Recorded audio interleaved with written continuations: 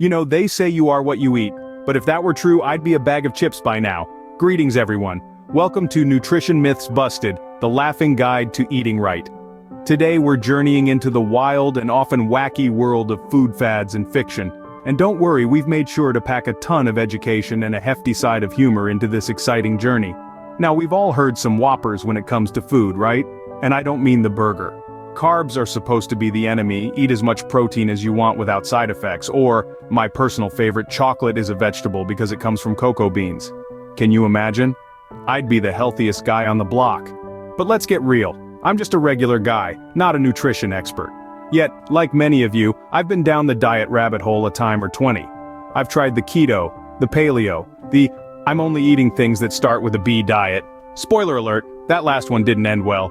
And what did I learn from all this diet dabbling? Well, besides the fact that bacon and bananas make a strange breakfast combo, and even though it sounds weird, it tastes pretty good. I learned that there's a lot of baloney out there. Yes, folks, the world of nutrition is a minefield of misinformation, and it's high time we cleared the air with a dose of science and a pinch of sarcasm. So here we are, ready to debunk these diet delusions. And who better to guide you than a guy who once believed eating an entire box of cereal at night was a good thing? Yep, that's right. I was that guy. But fear not, my friends. I've since learned the error of my ways, and now, I'm on a mission to help you navigate this nutritional nonsense. Together we'll sift through the science, consult with every expert who would talk to me, and yes, I may even subject myself to the latest diet trends for your viewing pleasure. So, grab a snack, preferably not a bag of chips, sit back and get ready for a roller coaster ride of food facts and fiction.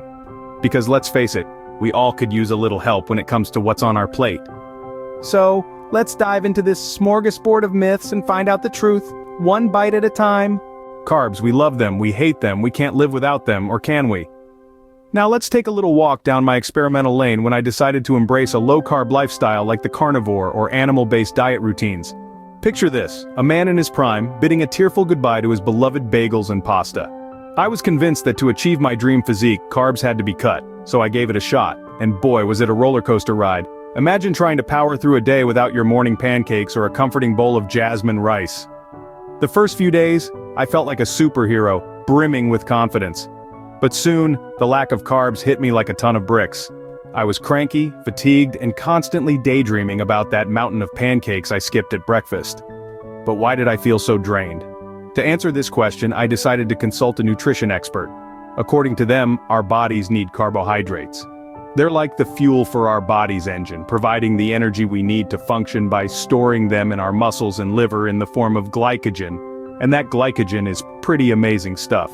Without those carbs, we may feel sluggish and tired just like I did, and the brain fog was ridiculous. But here's the twist. Not all carbs are created equal. There are good carbs, and then there are bad carbs. The good ones are usually found in fruits, my favorite form, vegetables and whole grains. They provide us with energy, along with essential nutrients and fiber, and don't get me started with not getting enough fiber in your diet. On the other hand, the bad carbs found in processed foods and sugary drinks that taste so dang good can lead to weight gain, especially around the midsection, and other health problems when consumed in excess. So it turns out that carbs aren't the villain in our diet drama. They're more like misunderstood heroes.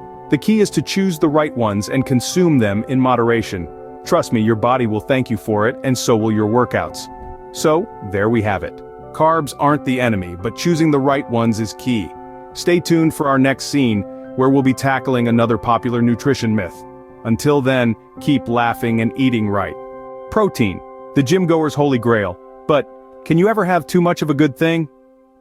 Welcome to the protein paradox, the enigma that has left many muscle fanatics scratching their heads in confusion.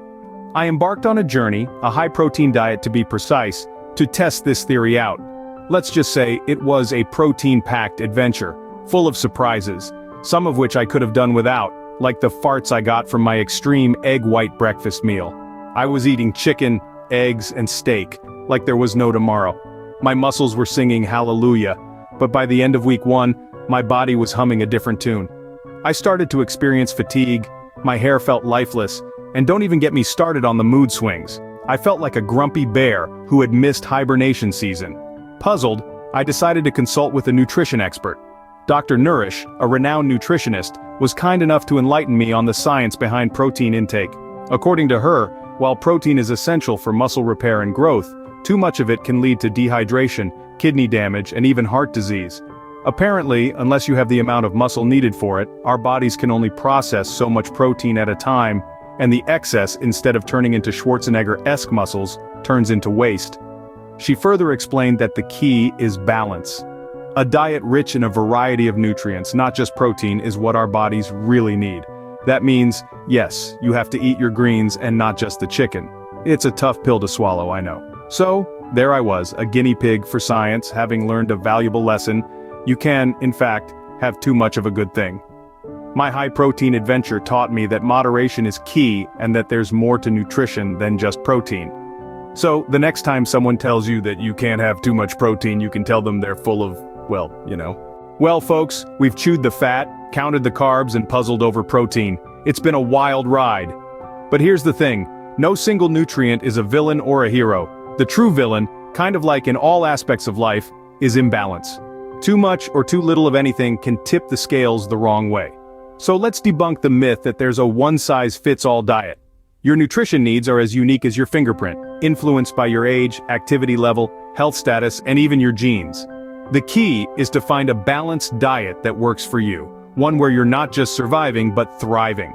There are a bunch of great diets and routines you can use. I like to supplement shakes and make sure I eat my macros depending on my workouts and the day's routine. And remember, no food is so bad that you can't enjoy it occasionally. I usually go with the 80% of the time eat clean, and the other 20% of the time I eat anything and everything I want, and no food is so good that you should have it all the time. Remember, the best diet is the one that you can stick to, and that keeps you healthy and happy. There is always some type of good diet plan that works for you, even if you work on the road or if you have long days in the office. Just do your research to find the right one. So, eat right, laugh often, and stay tuned for more myth-busting and educational videos coming your way.